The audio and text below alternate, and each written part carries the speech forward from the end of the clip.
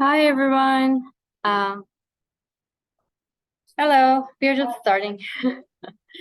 So we are here tonight for the Historic Preservation Ordinance and Register Update Project.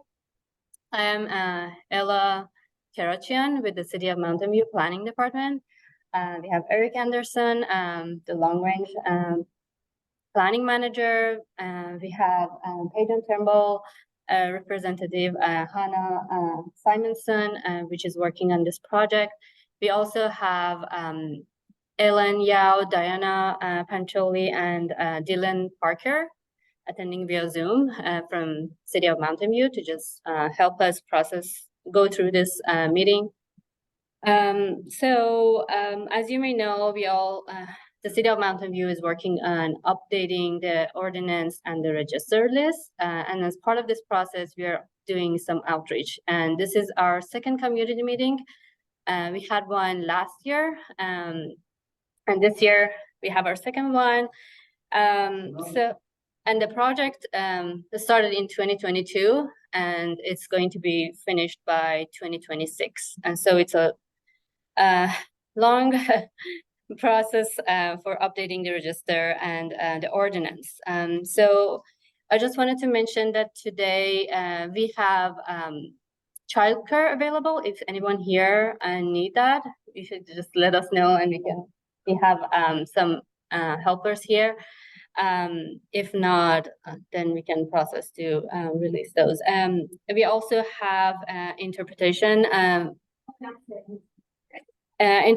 services at this meeting for Chinese and Spanish. So if anyone is interested, please raise their hands so we know that they're interested to listen into the meeting in Chinese or Spanish. And we have our interpreters available at this meeting. If they want to, they will go over the process of how you can access that service. So we have Ivy for Chinese and Jason for Spanish, if you want to give us a brief about how to use that service. 大家晚上好，欢迎大家来到今天晚上的历史保护条例和登记册更新社区的研讨会。那么今天晚上，如果您想收听中文实时翻译的话呢，如果您在线上的话，您可以一会儿点击地球仪图标，然后选择 Chinese 中文，然后你就可以听到中文的实时翻译。如果您是在图书馆里面，现在在图书馆里面需要聆听中文翻译的话，请您举手。举手的话，就会有工作人员帮助您走到拿到一个电脑，可以在电脑上听中文翻译。谢谢。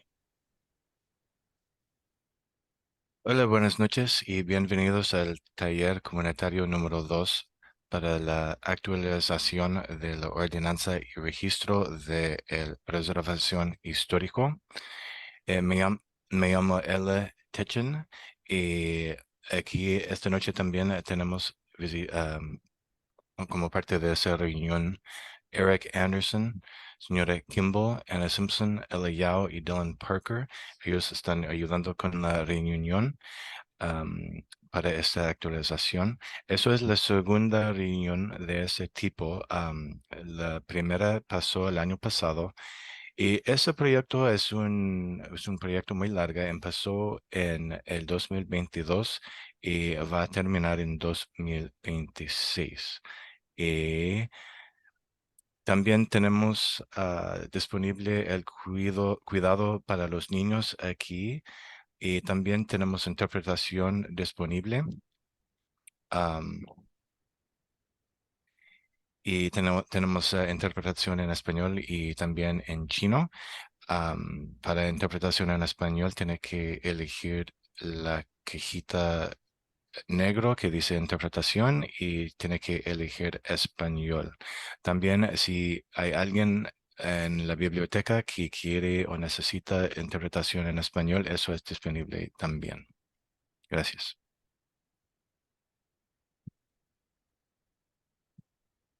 Okay. So at this point, I will start the interpretation process. If you're interested, just raise your hand so we can help you for this service. So tonight we are going to have a brief presentation of the project, the scope of work, what we're going to do through these few years, and then we are going to have Q&A, so you can ask questions.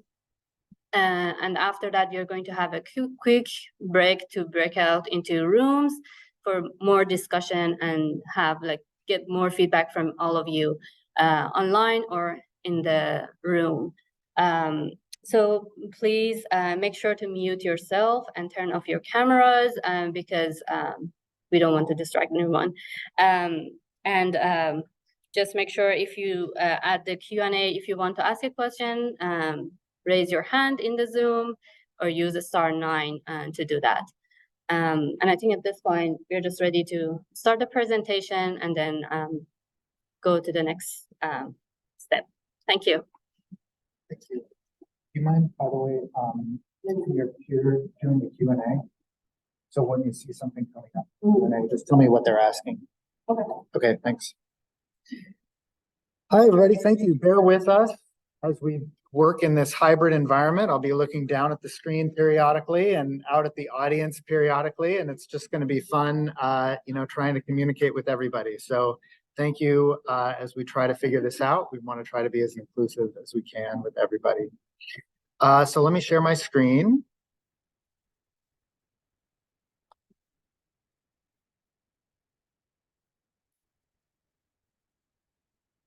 So again, welcome to this community workshop about the Historic Preservation Ordinance and Register update. I'm Eric Anderson. I've been with the city for over a decade now, and I'm the advanced planning manager. Ella, who introduced, is the project manager.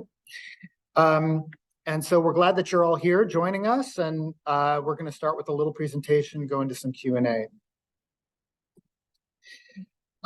So the purpose of this workshop is where we're going to start. Then we're going to go into what we're working on in this project and the project timeline. I think one key aspect that we want to talk about with the community and talk about with council in an upcoming study session is what are the triggers for reviewing a site for being a historic resource. It's a really important issue that we're going to have to address, and we are scheduled to go to the council to have more of a conversation with this in December. There's a lot of questions about what does it mean to be a historic resource? Sorry, closing the door. What does it mean to be a historic resource? What are the effects of designation or eligibility? Both requirements for the property and the property owner, as well as maybe some benefits that you might get from being on a register, either this national or state register or the Mountain View Register. And then, like I said, some benefits. And then we'll go to Q&A.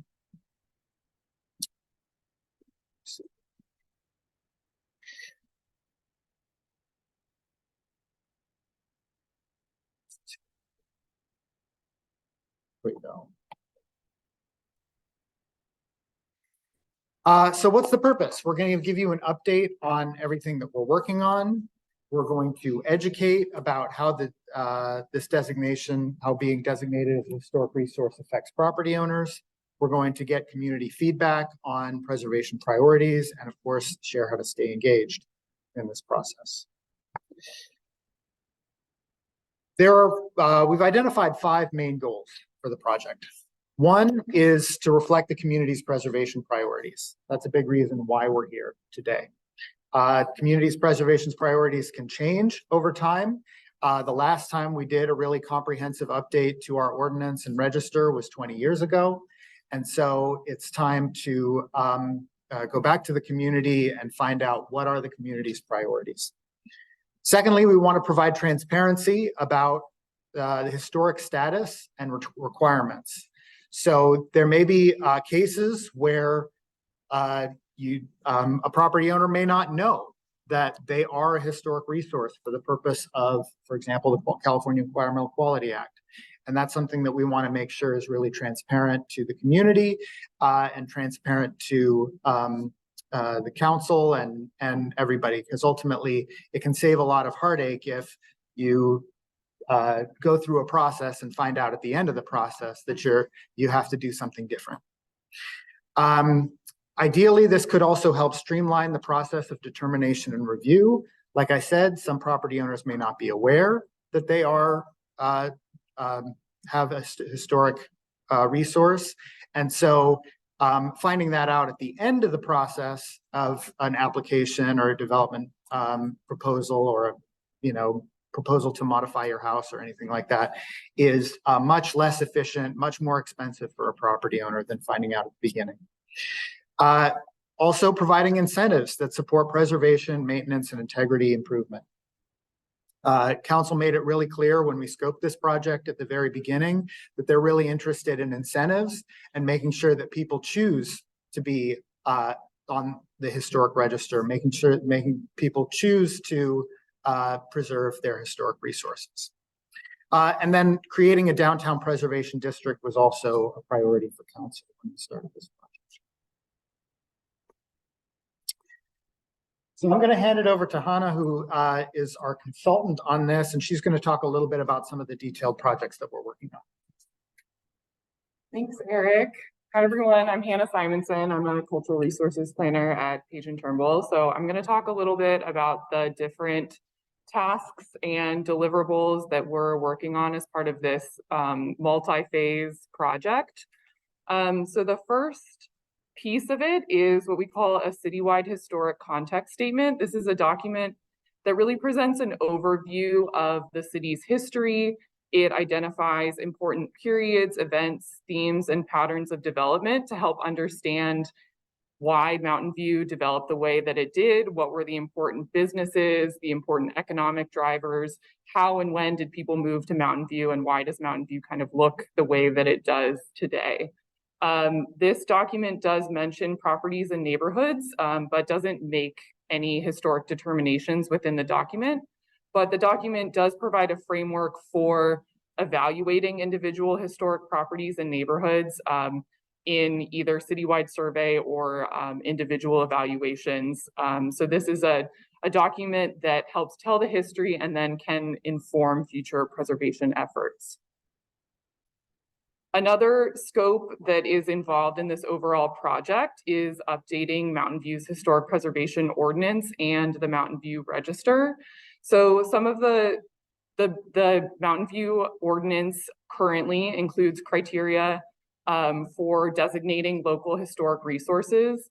It also includes a process for listing and delisting properties, as well as the kind of review process that you would go through to make modifications to a property on the ordinance or that's on the register. And the ordinance also includes incentives associated with historic preservation. And in updating the ordinance, we're interested, part of this meeting and other community engagement is to hear about what additional incentives people are interested in, what ways the process can either be made more clear or more streamlined, that kind of thing. And we've also, and so there's, that's kind of what's involved in the ordinance. And then the updated Mountain View Register, the register is the actual list of historic properties that are on this local historic register.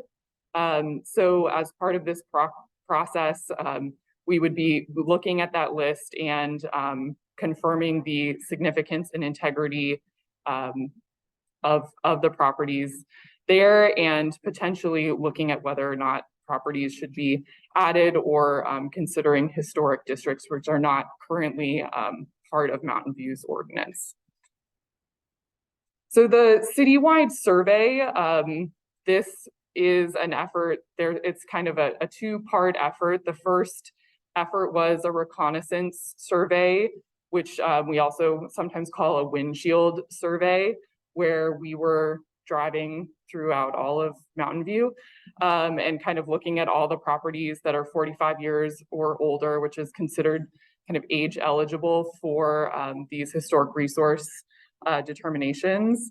And so as part of that process, we, like I said, we drove through Mountain View and photographed some buildings that kind of represented the different property types that we were seeing in that historic context statement, and identified properties that had the potential for historic resource designation, either for the national or state register or for the local register. There were no determinations made at that point. It was just properties that stood out to us as potentially eligible. And we also took what we called character photos of properties that exemplify certain types of buildings or styles throughout Mountain View, and use those to illustrate the historic context statement document. So the second part of a citywide survey effort in this case would be what we call an intensive survey. This is not an effort that has been undertaken yet.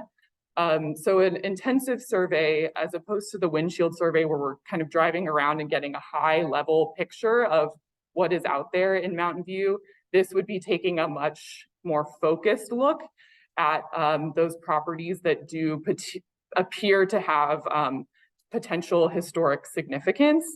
So that would include individual properties as well as, like Eric mentioned, council has made it pretty clear that they're interested in taking a close look at Castro Street and downtown Mountain View.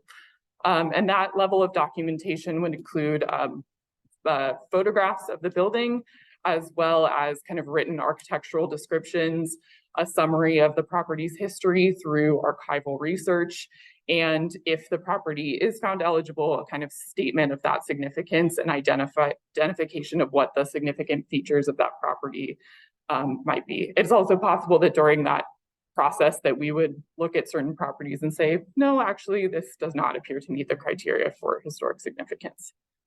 But that would all be documented as part of that process.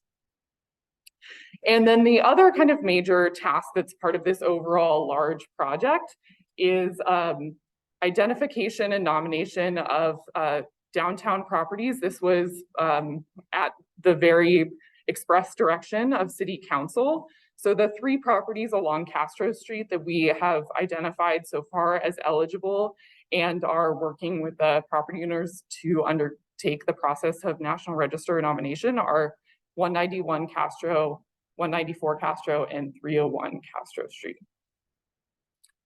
And just to give kind of like again, a high level picture of where we are in this project and where we're going, we're here at the end of 2023, where we have prepared those draft National Register nominations for the 3 properties that I just mentioned. We're currently undertaking outreach in the form of this meeting, and we've been doing some outreach already, and we also are looking forward to the City Council study session in December. And then moving into 2024, there's a few different steps that we're looking forward to, including the Historic Context Statement, or HCS, available for public review and comment, submission of those 3 National Register nominations, also looking at revisions to the preservation ordinance with input through these types of outreach events. Also looking to conduct that citywide intensive survey effort. And again, to continue with stakeholder outreach. We've already had a number of meetings with different stakeholder groups, and we really hope to continue doing that and reaching out to other people as well. And then by 2025, we're looking forward to more EPC and City Council study sessions to help move this process along. And then eventually adoption of the historic context statement, any updates to the ordinance, and any updates to the Mountain View Register itself, which would be informed by those survey efforts. And with that, I'm going to hand it back to Eric, who's going to take the next slides. Thanks again, Hannah. So like I said, one key aspect of the historic preservation process is, when is city review required? When is some determination of historic significance determined? One case where that is where our ordinance currently requires city review, and that is when a historic preservation permit is required. In our ordinance, there are 2 cases. One is properties that are on the register, We have an existing historic register from 2004, 2005. And those properties that are on the register, there was a process where some people were opted off. Those people are not currently on the register, but those properties that are on the register do need to get a permit in order to make significant modifications to their property. There is also a clause in the ordinance that says any property that is eligible for state or national register. So if it rises to the level of significance and integrity for the state or national register, then that permit is required through the city. In addition, the state has a law called the California Environmental Quality Act, CEQA, and through that process, any development application or potential modification to multifamily, commercial, or industrial properties could be subject to city review for historic significance. In addition, single family in the downtown precise plan is also could be subject to historic review for historic significance during that process as well. The group that's not included here is single family and duplex properties outside the downtown precise plan. So that review process would not trigger the historic review. What is CEQA?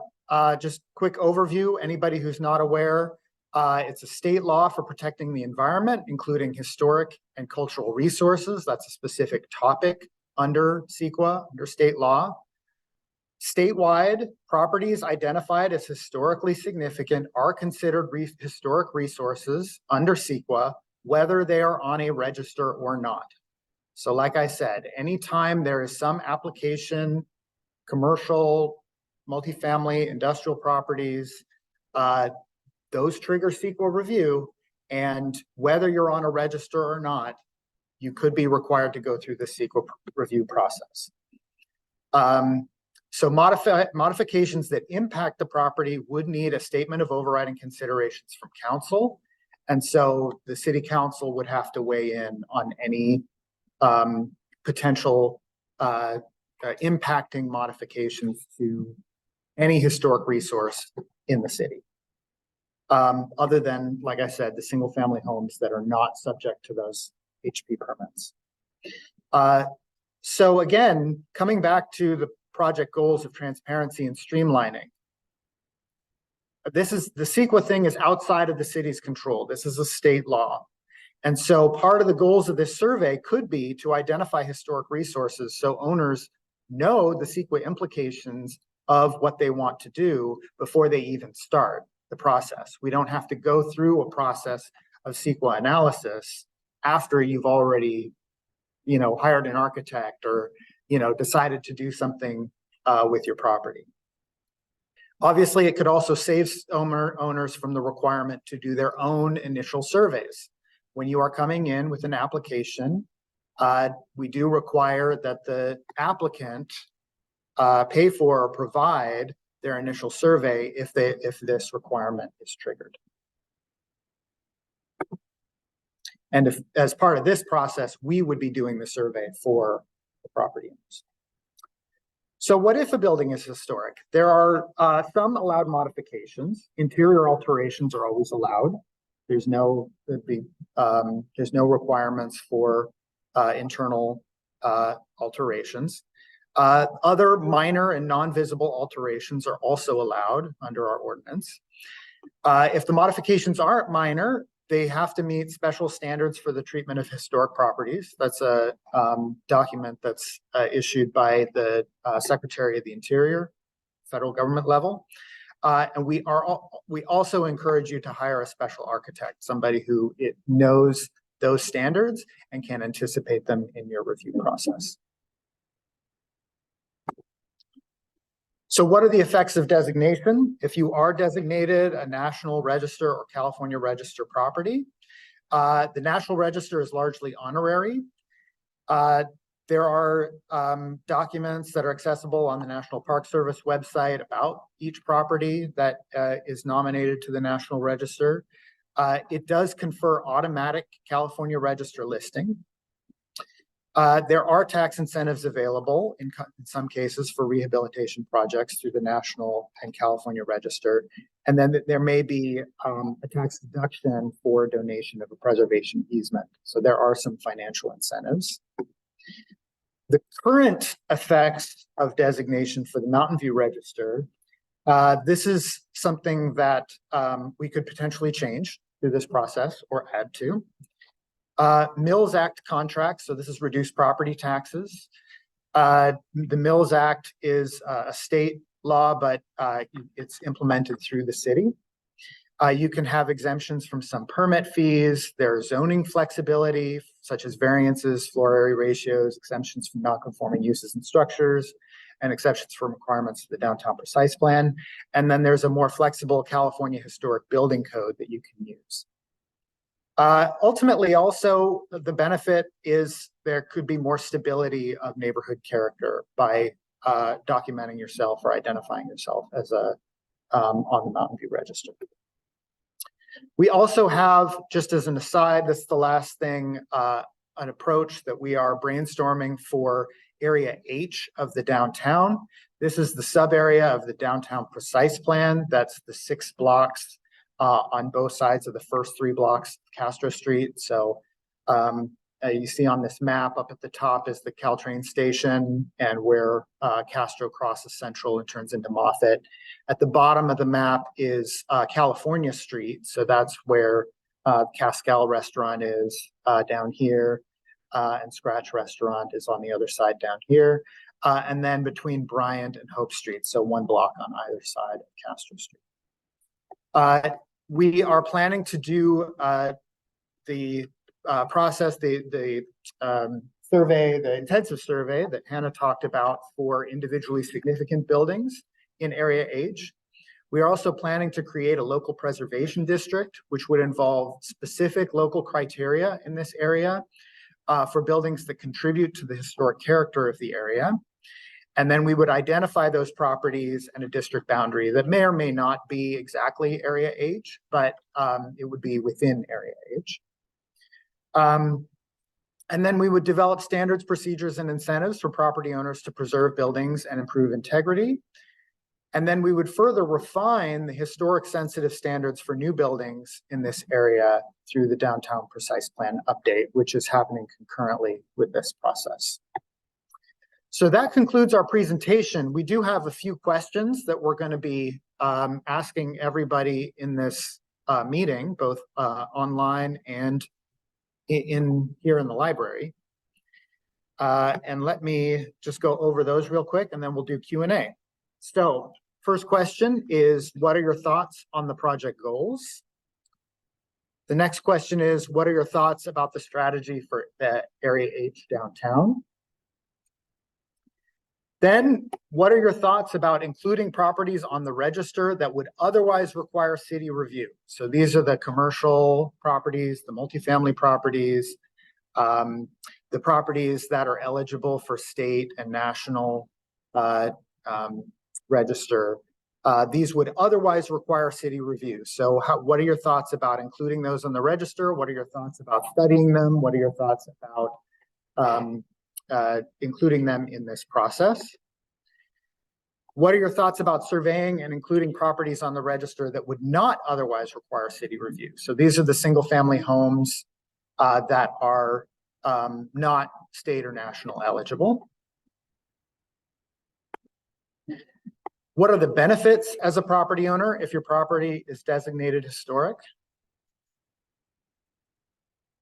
And what are the challenges of owning historic property, and what could the city do to address those concerns?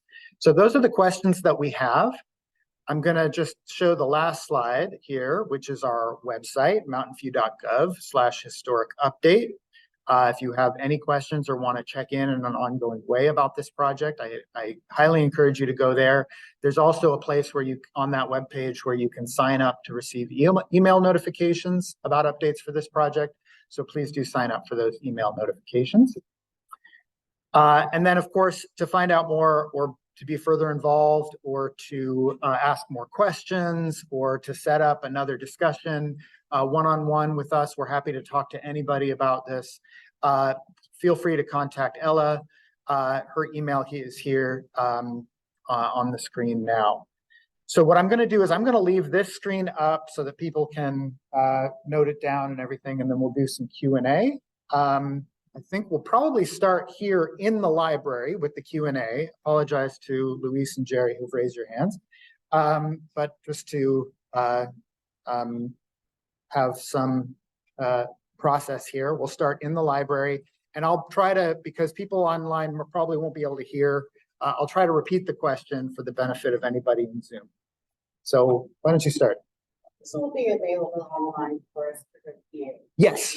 Yes, we will have this online. Absolutely. Yeah, go ahead. What are the benefits to the city of designating properties as One benefit, what the question is, what are the benefits to the city of identifying a property as historic? So one benefit is compliance with state law. So the California Environmental Quality Act does require us to identify some properties as historically significant. Other than that, the benefit is really to reflect local values, priorities, what does the community want to preserve? And that's what we're here to talk about and here to find out.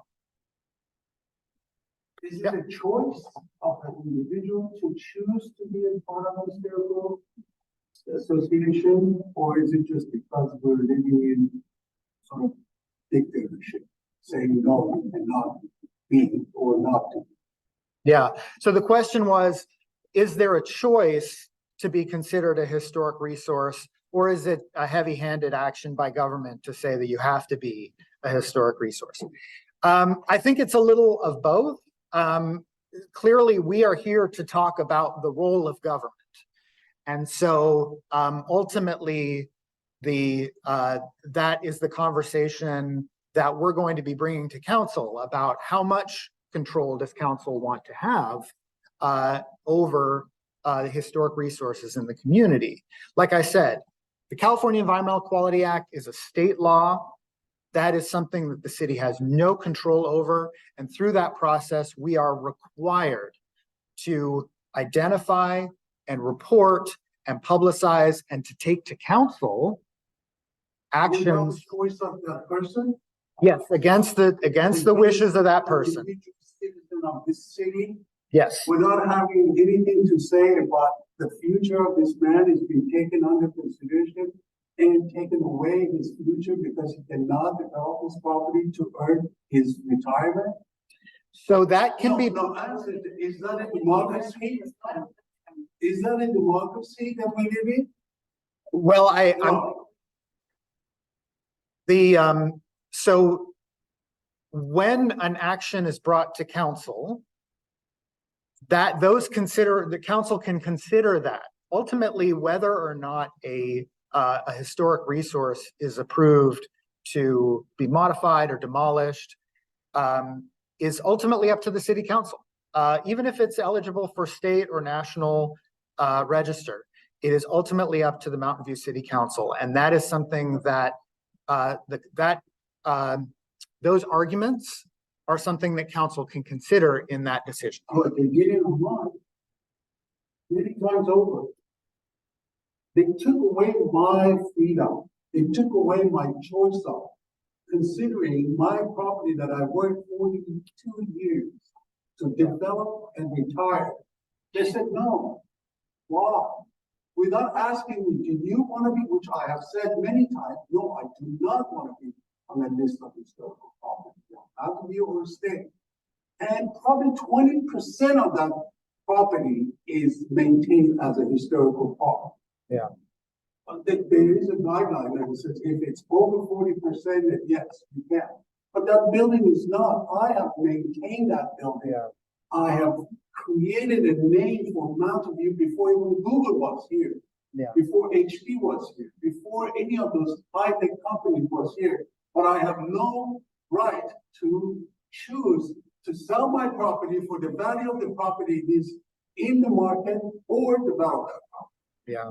So an individual feels like, oh, I'm living in the Middle East, as I did without having my choice taken there. The same thing is happening here.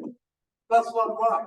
That should be individual choice to register or not. I have nothing to about the preserving downtown Mountain View historical. Yeah. But if it becomes no choice of the owners, I think that's a crock of shit. I hear your comments, and that's absolutely something that that's absolutely something that we will note down, and we encourage you to continue to provide that comment. We'll note it down in the discussion part of this conversation. We absolutely hear that comment, and that is definitely something the council is going to want to hear as well as part of this conversation around this project. She had her hand up first. Was that okay?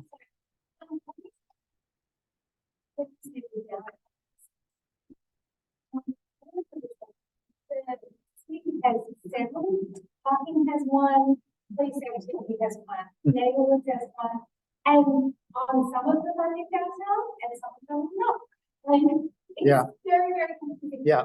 Has the city yet adopted a downtown size plan that is matched, that is consistent with more departments? So the downtown precise plan is a zoning document. It has existed for 20 some years now, and it's had roughly the same boundary for the last 20 years or so. There are definitely other kind of downtown definitions that other departments use. The precise plan itself is very well defined in terms of the boundary. It's roughly 2 blocks from Castro Street on either side and it narrows down to 1 block from Castro Street closer to El Camino, but it's between El Camino and Castro. So from my understanding of what you earlier said, single family home would not be in that 2 block region, would not subject to Unless you are eligible for state or national register. So it's very complicated, and I wish it wasn't so. Yeah. CEQA started in the 70s. But this particular provision of CEQA actually came to pass from a court precedent in Fresno, I think in 2008, roughly 2008, 2009 time period. Yeah, go ahead. 20 years ago, properties were I believe there was a voluntary list. That's right. And then somehow some of those properties ended up on the register. Was there formal documentation of that where the owner is required to sign off on going to be the register? What kind of documentation does the city have on that? Where does a homeowner stand to look up Yeah. if their property is ended up on the list? Well, we're happy to share the list, and actually we should put the list on the website. Yeah, the procedure. So back in 2004, 2005, there was a list that was published. It was, all of the property owners on that list were notified. And then they were given 6 months to elect to opt off. And anyone who elected to opt off, I believe, was taken off at that time. Oh, not really. Not really. But not in effect, right? And that's the challenge. You may not be on the register, but because you are still historically significant, because the property may still be historically significant, the register is doesn't mean as much. To be voluntarily or not. Well, I can't. Let me jump over to. Let me jump over to some of the questions on Zoom, Sure. and then we'll. One final thing. Okay. In relation to this. Yeah. We don't get off. Mhm. Therefore, the people who ended up on the register, however they ended up, will come to you to ask you the process. Mhm. Still have the option for 10 years and then 5 years following that. That's right. Exactly, yes, yes. According to our current ordinance. But that is a question that we are, because we're updating the ordinance, that's a question that we're going to be asking council through this process over the next couple of years. How these properties. What was the decision? Did the owners opt in?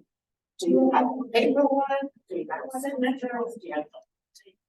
Yeah, so this will essentially, this project, and the question is, will the ordinance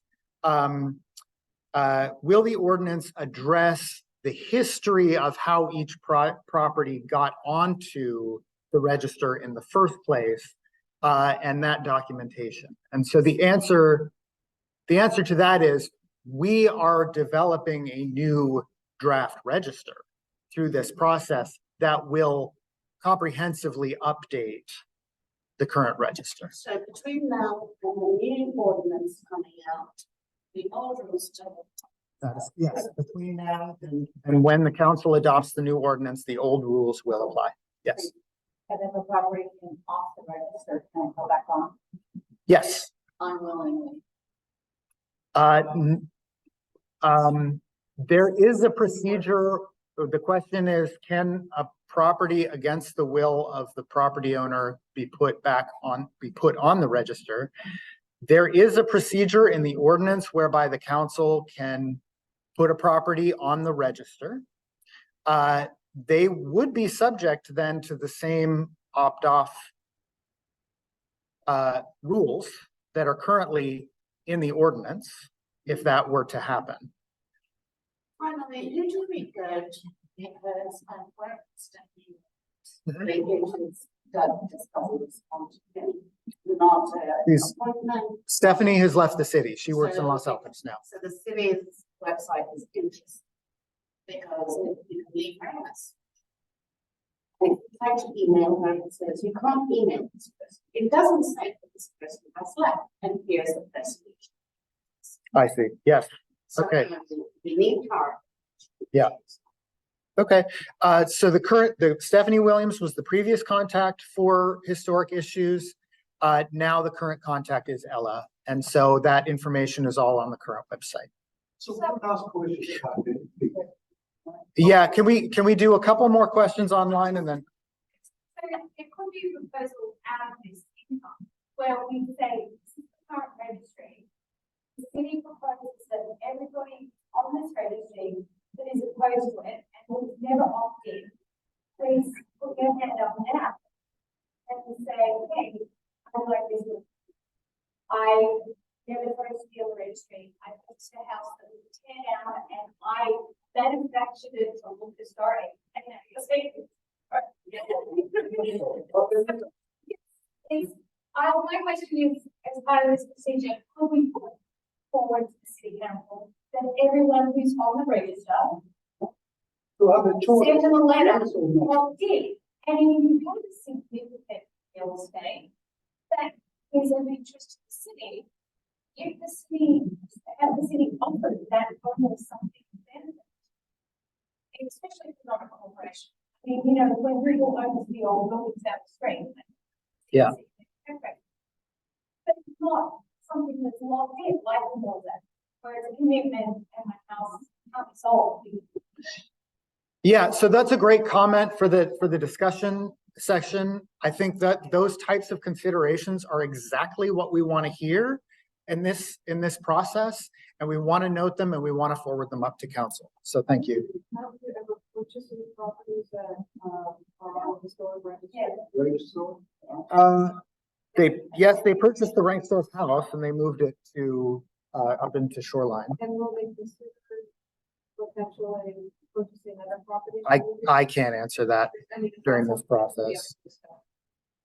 We need to offer. Yeah, I honestly can't answer. The question is, would the city be able to purchase properties that have been deemed historic? And unfortunately, I can't answer that question. It's far too complicated a question, and it would involve far too many decision makers for me to even address.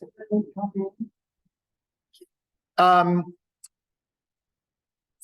the question is, and I really do want to get to the Zoom questioners. The question is whether that is a taking under eminent domain or under takings law. So there are the historic preservation and historic preservation requirements are something that is not unique to Mountain View, not unique to California. It's all over the country, and so there are provisions under both our ordinance and the kind of the constitutional police powers that the city has to kind of protect its character and to protect its resources that would keep that from being a taking. But that gets very complicated, and I'm not an expert on it by any means. I have a question, but I'll leave it to Roger. Thank you very much. Appreciate that. Luis, go ahead. Yes, so I wanted to first put in a pitch for the Eichler homes that are on Miramonte and Trophy.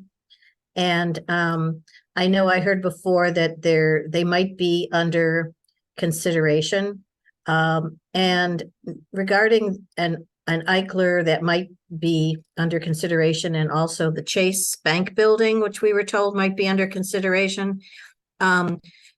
Given the calendar that you gave us that stretches out into 2025, how do we deal with pending changes or destruction of properties during this period? That's a great question. So like I said, the commercial properties and properties that are under where the city has the CEQA process in order to review and identify those historic resources. Any proposal for demolition or significant modification of those properties would need to go through that CEQA process. Single-family homes, including that, the Eichler neighborhood that you brought up, would not be subject to that process. So we currently have no means to protect as yet unidentified single-family homes that are outside the downtown precise. And so that's part of this discussion that we're hoping to have today about the community's values for the community's values regarding those types of properties. Okay, so one more quick question. You identified 3 buildings that are potentially going to be put an application for historic register. Could you tell me again which those are and why only 3? The prior consultant identified, I think, 8 buildings on Castro Street when they were talking about a historic district that might qualify. So how did you come up with those 3? So yeah, actually, I'll have our consultant respond to that question. Hannah, do you want to take that? Yeah, sure. Thanks.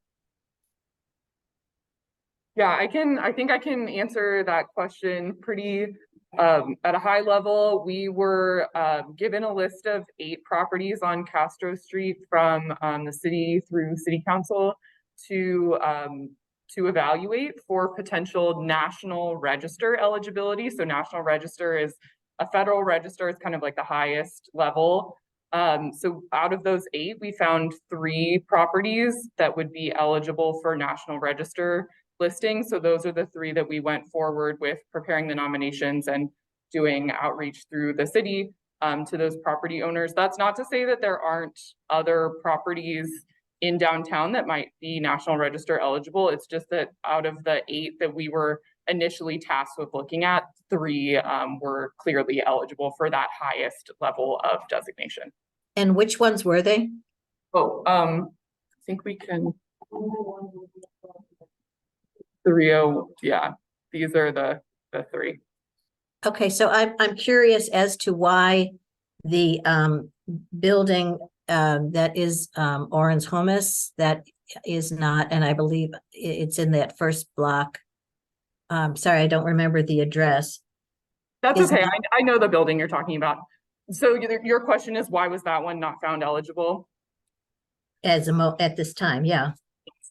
Well, so when we look at a property to evaluate whether or not it's potentially eligible for a register, there's kind of two factors. The first is whether or not the property is significant.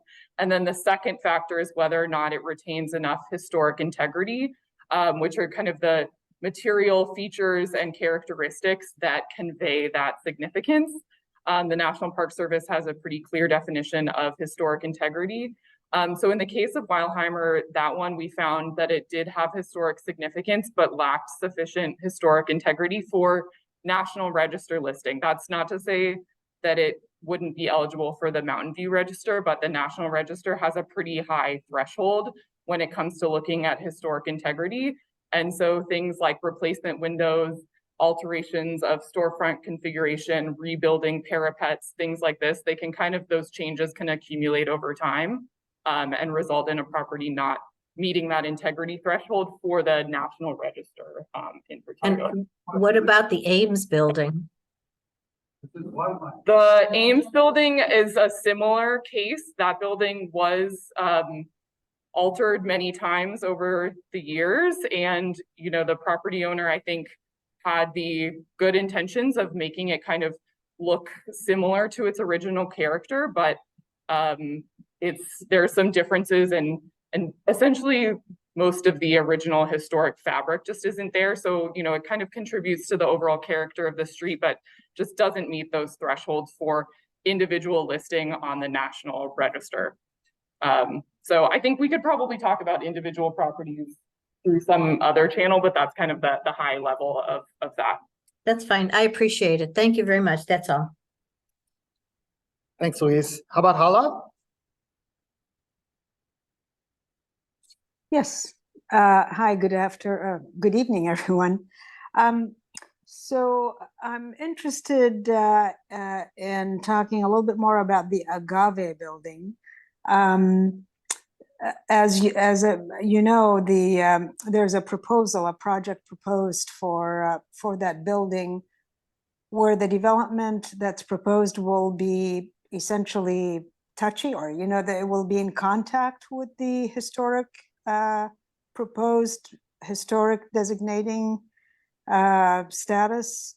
How is that going to be dealt with, since obviously, as was mentioned, the ordinance will not be updated until 2025? Will the project be subject to the existing rule, or will they put some time pause on that until things have been decided for that building? I saw Diana on showed herself. She may be able to answer that question better. Hi, Hala, and everybody. Good evening. Diana Pancholi, Principal Planner with the city's Planning Division. The 194 Castro Street office addition to the existing Agave building, we have already done and started a historic design assessment of the proposed design that the applicant is proposing. They have prepared a report. We are doing a peer review of that. So although the historic ordinance update Hey, has Diana, can you try to speak up a little bit? We're trying to broadcast this from a computer in the library. Thanks. Sure. I don't know how much everybody heard, but staff has already began doing peer review of historic design assessment of the proposed addition that the applicant is proposing. Applicant has prepared a report, and we are doing a peer review of that using our historic consultants. So although the historic preservation ordinance might not be complete in the same time period as the project, you know, goes through the development review process, we are following the same path as if, you know, if it was a historic building, what are some of the regulations that they will have to follow? And I'm happy to chat further about it offline if you have additional questions specific to that building. Great, thank you, Diana. Yeah, I would like to encourage the city to continue to do that. I'm very much in favor of preserving that building and the integrity of it, especially if there's going to be another one right next to it in contact with it that will not be the same height or characteristics and so forth. Thank you, Diana. All right, thank you, Hala. Leona. Hello, everybody. Hi there. My name is Leona. Thank you for letting us know all the details about what's going on with this historic preservation ordinance. The question that I had just related mostly to single family homes. I live in a neighborhood, Shoreline West, which has many very small old bungalows, turn of the century buildings that are like potentially only 2-bedroom, 1-bathroom. If they end up becoming historically significant and be put on this register, does that then prevent those homeowners from ever expanding and making a more like 2-story home or a larger property, which we're seeing happening in a number of those smaller lots, those smaller homes now? Great, Leona, thank you. Anybody who didn't hear, if a property is included on the register, would it prohibit the property owner from, say, adding a 2nd story? So without getting into too many details on it, yes, it likely would, because that is a very significant change to a property. Although ultimately there's always a process for everything. And like I said, if a property is listed, it could go to the city council for approval of delisting or major modifications. So that's the current process. And we're talking, of course, now about updates to those processes. It's the updates, though, that you're proposing to change that could mean that, like, when people just automatically are put onto these, does that mean that the wealth that they have potentially in their home today could be lost if they are no longer able to do anything with their property if it's deemed to be historic? So we're not automatically doing anything. The register does have to go through, the updated register has to go through a process. And we plan to have it be a very public process, and we plan to have plenty of opportunity for council to weigh in on it, and starting on December 12th. So, that is exactly what we're here to figure out. What's that process to get people onto the register, to make modifications to buildings that are on a register or otherwise listed as historic resources. So, it's a great question, and we're here to figure that out. And one last piece to this, is it the council that determines what would be allowed to be modified on a historic home? There are standards that are generally applicable across historic properties across the country, and we use those as guidance to determine what's a major modification and what is a modification that preserves the integrity of the historic resource. If there are major modifications, then those would likely need to go to council for approval, and the council would weigh, all the factors presented in front of them, including how significant are the modifications and, any other factors or overriding considerations in that discussion. Okay, thank you. Sure. Robert.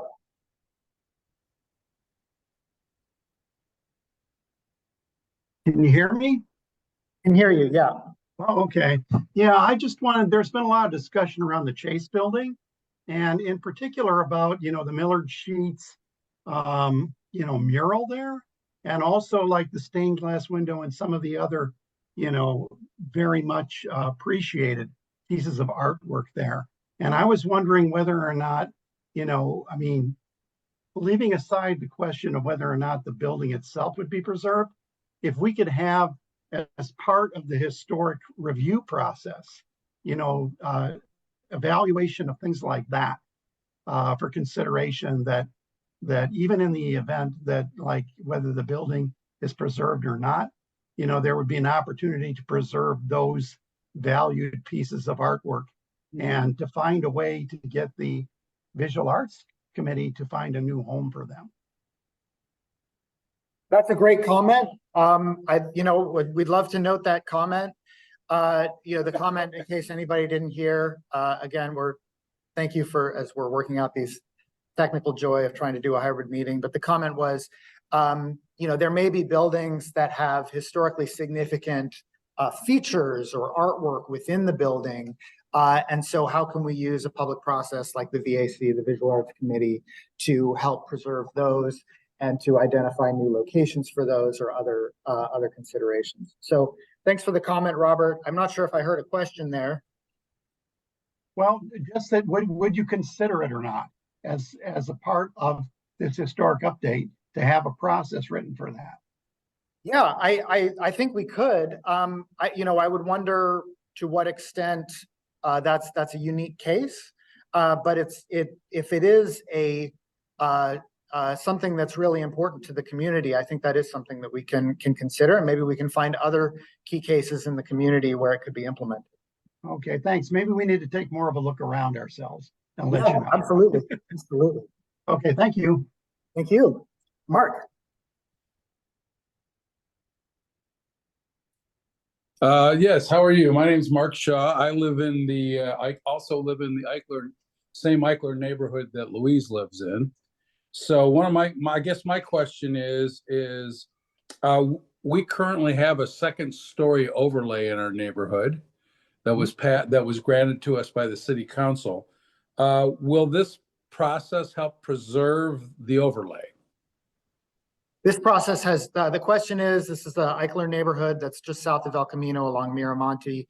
They did get a one-story overlay in their neighborhood probably about 10 years ago.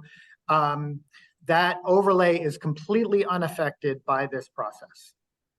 That overlay will continue to exist no matter what happens with this process, completely unrelated. Okay, Does that thank answer you. your question? Yes, that answers my question. Thank you. No problem. C.W. Hobbs.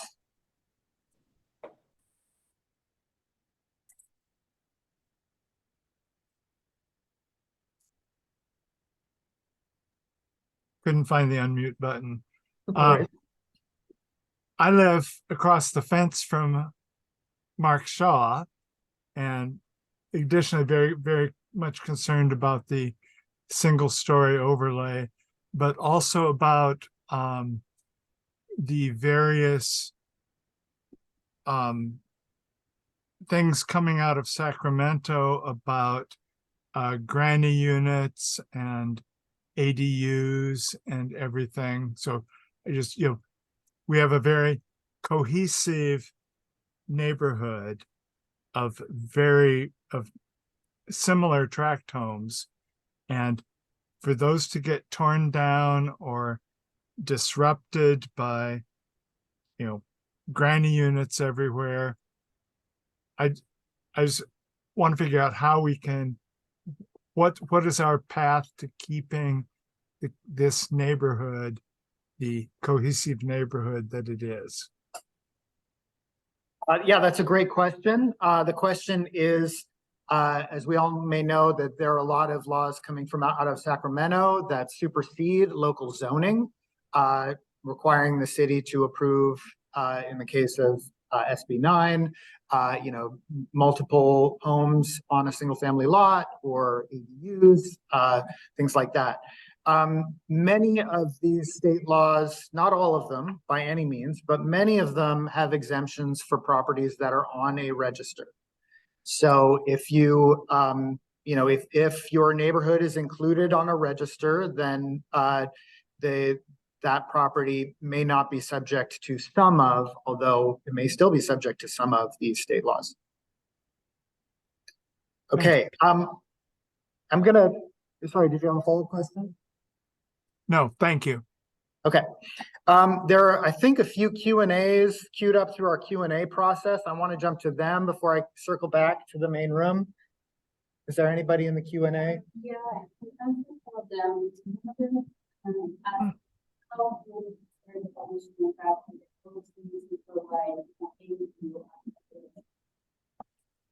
So similar question as before, how would a historic designation interact with the ability to provide an ADU? That's a slightly different question than the one that I just answered, actually. And I'm going to have Hannah answer that about kind of how an ADU might, for example, affect historic integrity. Thanks, Eric. Yeah, so I think that there's always a balance between historic integrity and wanting to make modifications to properties to update them to, current needs, including right now, we're obviously undergoing a housing crisis. So one of our current needs is additional units in a community. So there are ways that ADUs or additional dwelling units can be added to a site in a sensitive way.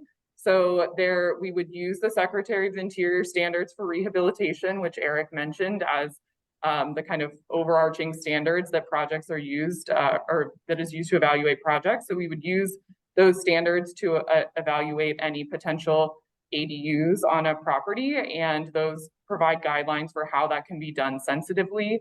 Often it's thinking about where can you place this on a site that is less visible, less visually intrusive, that doesn't affect the kind of primary characteristics of a historic residence. So maybe that's putting it in the rear, maybe it's putting it on a side where it's minimally visible from the street. So there's definitely ways that this can be done.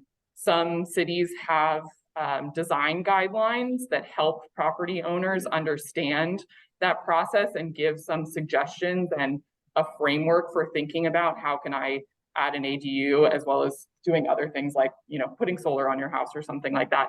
So, I think design guidelines and things like that are things that the city is interested in knowing, as homeowners, are there tools that you would want to have to be able to better understand this process. But there certainly are ways of sensitively adding ADUs and making modifications to historic properties while still protecting those key character defining features, which are often the kind of most visually prominent and kind of public facing features.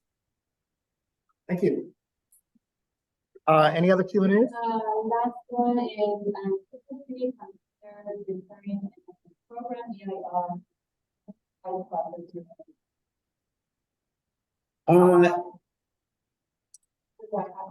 Yeah, so that's a good question. Let me repeat it for anybody who didn't hear.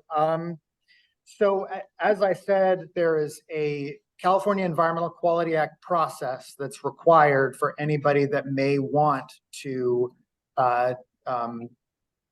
modify or demolish historically significant resource.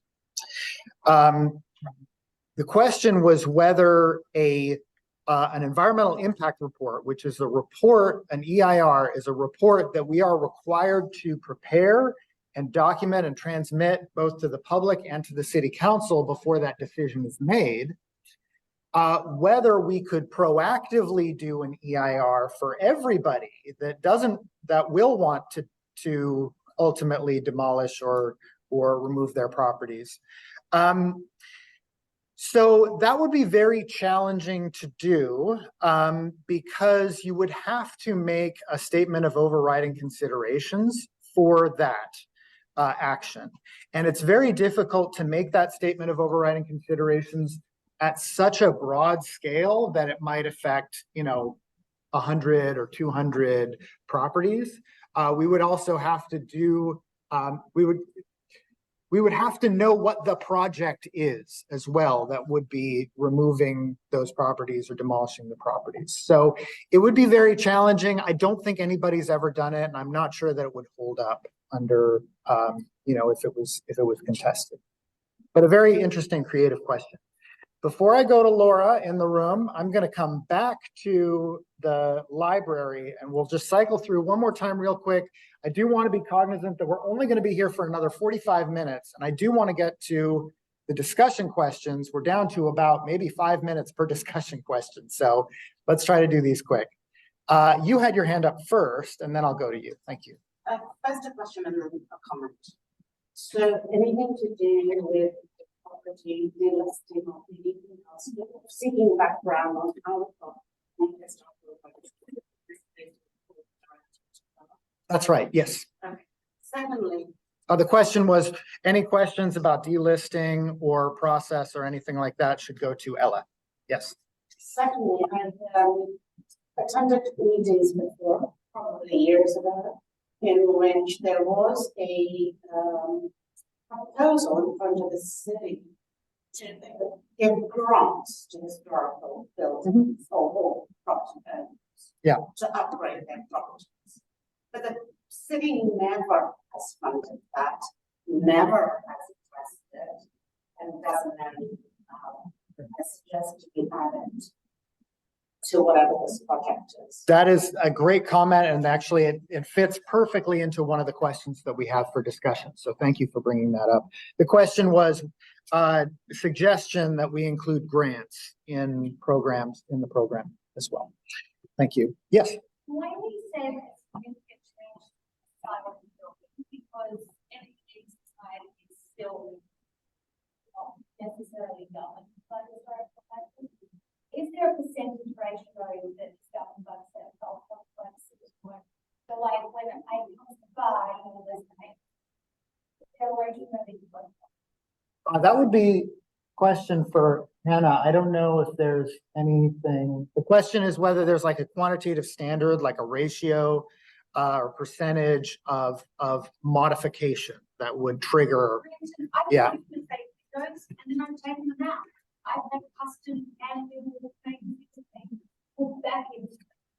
Yeah. I have very dumb things, and then it's like, so you're saying. Well, I'm not saying that any facade change is. Yeah.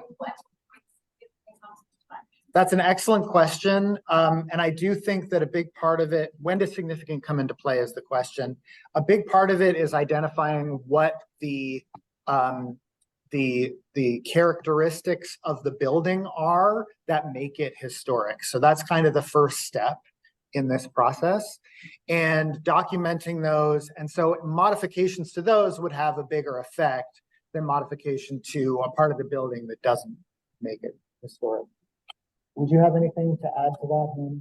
Yeah, I guess also I think that in a city's ordinance, they can define what a minor versus major alteration is. Yeah. So there could be a more defined list. So, you know, that could be something like a rear porch addition or something. You know, maybe the city decides, you know what, that's fine. That's like on a list of minor alterations. It doesn't need to go through this like more lengthy review process.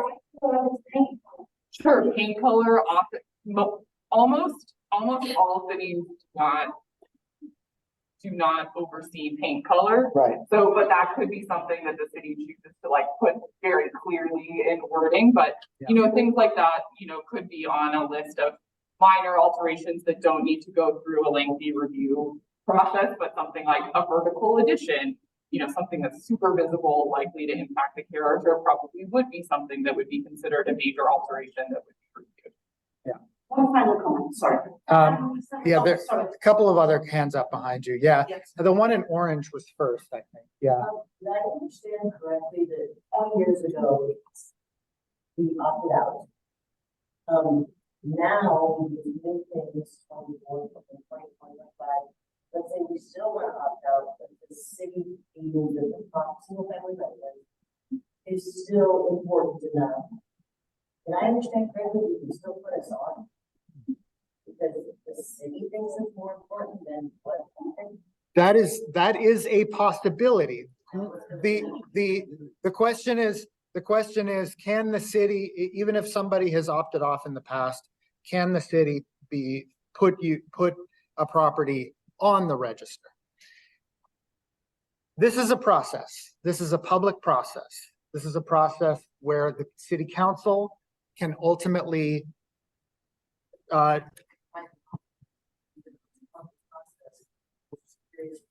and when do we find out if you're actually still considered us or not? It just seems like we opt out. So the first step is council December 12th. We're going to be starting this conversation with them.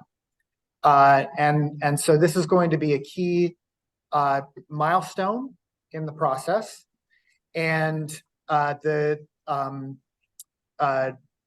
it's not the last opportunity for council to weigh in on whether somebody's included in the register or not. But it is a key milestone. And we're going to be going through more outreach, more analysis, and you will definitely know long before. Discussion isn't, I guess, yes, there's a lot of discussion, but if they still feel, I don't think that my comments gonna weigh in those. Feels like the discussion isn't gonna give me the choice. It's just gonna discuss whether or not our property is worth putting on the list. It could very well give you the choice. Council may decide to have a voluntary aspect of the register. That could very well be where council ends up. We're going to continue to, discuss these options and discuss ways for the ordinance to be set up. The person in purple, I think. Yeah, my house is on the list and I'm into that, but it would be great with the update to have a really clear spot that says, this is what you have to do when you want to make a change, because I've bothered 15 people in the city going, so I want solar panels, who do I need to talk to? Want to change this thing, who do I talk to? That's a great comment. Again, we have this question coming up that's like, well, what concerns do you have as a property owner, and how can the city address those concerns? So great comment, really appreciate it. I think Denise was next, and then Denise, right? That's your name? Yeah. That's what I thought. Yeah. Can I propose that we try to calculate a financial effect on an owner and limit and mitigate what might affect their entire future and their greatest asset? For example, if we can say that this owner would lose, $75,000, $250,000 by being on this limited position, or unable to build into what would have gotten them a certain amount of money, that we propose that a grant help cooperate with the impact that owner. So again, great comment for the discussion. We're looking for these ideas. I can't say for sure whether that's something that we will address during this process, but the comment will certainly help us consider that. I want to respect and thank you guys for being brave enough to call us in here. I want to thank you for the work that you do to try to keep us within the lines and try to keep us with the regulations of the state and try to honor the private property purposes and to do so with lots of professionalism. I really appreciate that. Thank you. This is, money sets the power. This is the money part. Oh, yeah. It is extremely sensitive. It is. I definitely understand that. I definitely sympathize. I definitely understand that we are dealing with, very, very, very sensitive issues here. And I can only hope that I maintain professionalism and sensitivity. So thank you. I urge you to look at the video today, article about my property that are devastating for me in my life. I had heart attacks, cancer, only thinking about my property evaluated because of the historical association that is. I believe this woman right here had her hand up for a little bit. Yeah. Just one final comment. Yeah. It would be most useful to know who is on the historical or the board, or whoever it is that reviews these possible planning applications, and if you want to add to your property, who are the people who are making this decision? At this time, there's a filtering process that happens by staff. So we do some filtering to determine whether a property might be eligible, that we might need to do a little bit more analysis. But ultimately, if after that analysis is done, property is found to be eligible, then it would be up to the city council. I'm not talking about eligibility, I'm talking about additions, modifications for a historic property that is reviewed by somebody that says, no, you can't do this, you can't do that, Yeah. This is what you have to do. What are those?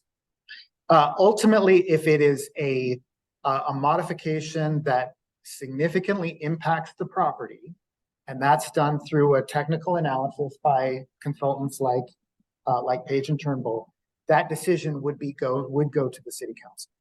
Because when I did an application for a modification to mine, we had went to some historical records and had no idea who those people were.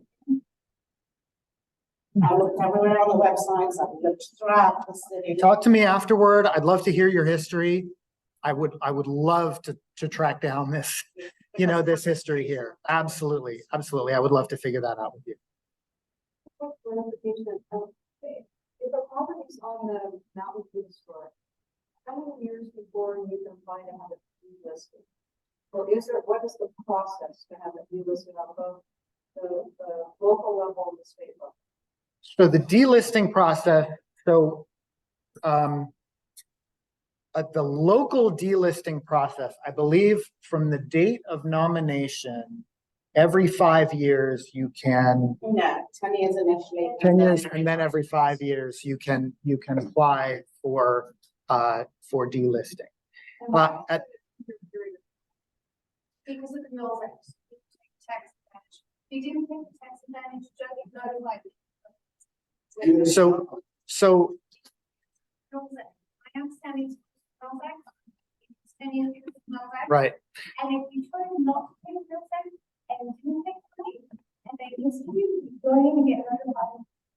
Right. Well, again, this was 20 years ago now, and I can't say for sure about the process for notification. But we certainly have those records about who was notified, and we're certainly happy to share those records if you want to talk to us about it. The delisting from the state, I don't know very much about. I would toss it to Hannah, but we do want to be a little speedy here. But if you are eligible for the state, that again triggers our local permit, our CEQA process. So it doesn't grant very much benefit to delist from the state. I want to jump to, there are a couple more people have raised their hands online. I'm going to, like I said, I'm going to go through one more time. Sorry, Denise, we can talk later. I'll go to Laura. Hi, my name's Laura, and I also live in the Eichler neighborhood. I'll just say that I think it's really important for the city to maintain the area of the downtown with some historical references, whether it's, a 1930s Spanish revival in the former laundry, or something like what used to be Katz's and now is Eureka. So I think that's really important for the city because it's what gives the city character.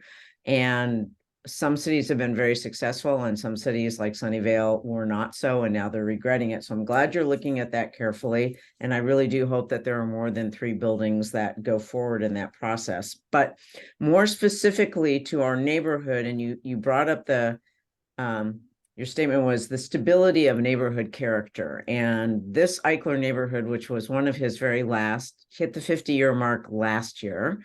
We were featured in a magazine article. It's a small neighborhood and it's one of Eichler's last. And I think our concern as a neighborhood is how do we work with the city, or what can the city help us with to preserve the character of the neighborhood, whether that means getting it listed as a historic neighborhood in the same way that like Green Meadow in Palo Alto was, which is a much earlier Eichler development, or what we can do because, it doesn't matter what somebody does to the interior of their house, but the exteriors and what you present on the street, especially because they're not very large lots, sort of are what make or break the character of this neighborhood. And so I'm hoping there is some way that the city can outline for us what we can partner with you to affect some level of protection beyond the overlay.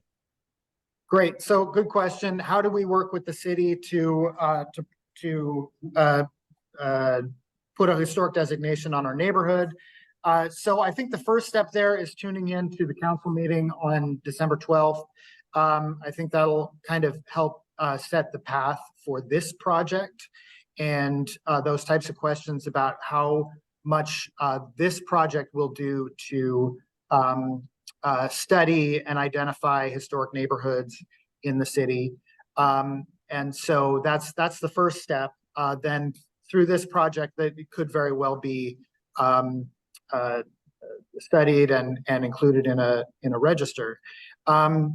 In addition, we also have a process in our ordinance to nominate individual resources. We don't have it for neighborhoods at this time. So we would have to go through this update process to identify that process for neighborhoods. So that's kind of the long answer, but it would have to wait for this process either way. Okay, well, it would be great if we could do something like that. And also, I think doing things like this meeting and more broadly educating people about the benefits of historic overlay zones or whatever you want to call it. I've seen in Los Angeles, for example, it actually increases property value. People get tax benefits, things like that. And I understand that people are concerned when they're property owners, but I think it's really important to educate people on the benefits of it. I think people just see it as control being taken away. So the more you can educate broadly, I think that would be extremely helpful for people in their understanding. Another great comment for the discussion that we now have 3 minutes for. So go ahead, Hala, and then I think you're the last one. Oh, thank you. Those are actually the previous commenter. I wanted to echo her comment. It was one of the things I wanted to say. I really did not hear any positive comments from you guys when you presented on how it can actually not only preserve the history and the feel and the attraction of our city, but also increase the value of the building. I was looking, my husband and I were looking for a house in downtown, and specifically we were looking for houses that had historic preservation that were not changed dramatically, because we really value that. That was one thing I'd like to see in your presentation, perhaps when you go to City Council. The other thing that this is like my second or third, I think, meeting about a community meeting about this topic, and I would love to see a couple of slides. One of them would tell us exactly what the National Historic Preservation status means to the property owner, as far as what can we modify, what can we not modify, just so that people are clear on what is it that it will impact. So they're not scared or wondering, or, it's good to have that clear. This is what happens if your building becomes historically designated. These are the things you can do. These are the things you cannot do. And perhaps break it down to the federal, state, and I don't know, county, whatever these different historic designations that you have, put those down at just short, brief bullet points. A couple of slides. I think that would be extremely helpful. So people can speak with knowledge and not, with fear or anticipation of, not knowing what's going to happen.